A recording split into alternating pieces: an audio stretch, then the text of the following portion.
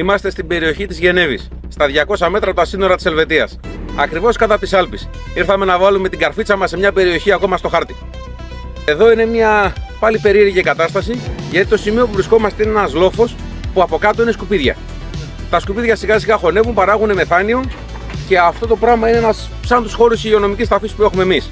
Το έδαφος προφανώς και είναι ασταθές, προφανώς και όσο χωνεύουν τα σκουπίδια συνεχώς κάθεται.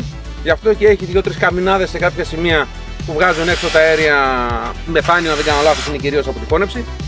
Και είναι πάλι μια ιδιαίτερη και περίεργη κατάσταση. Καινούργιος συνεργάτης εδώ, ήρθαμε να το δούμε μαζί και να κάνουμε και την εκπαίδευση.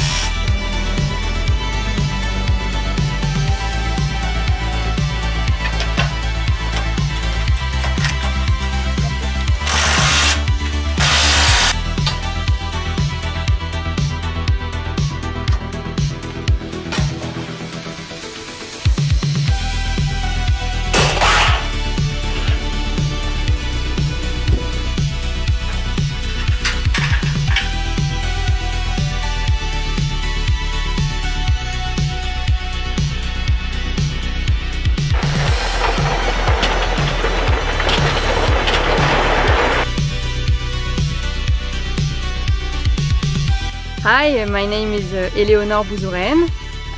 We sell electricity and we are trying to produce electricity. So we look for fields like this one, which is an old dust, old garbage place. We try to make good use of these places. So here we are making a solar power plant. I came here today to make sure everything was right, that there was nothing wrong with the installation of the plant.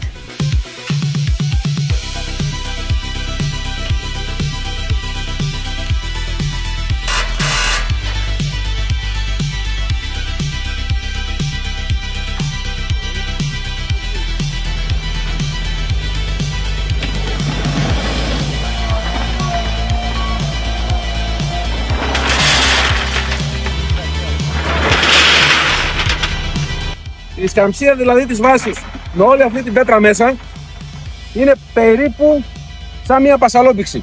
Ίσως σε κάποιες φορές να είναι ακόμα πιο σταθερό από μια πασαλόπηξη.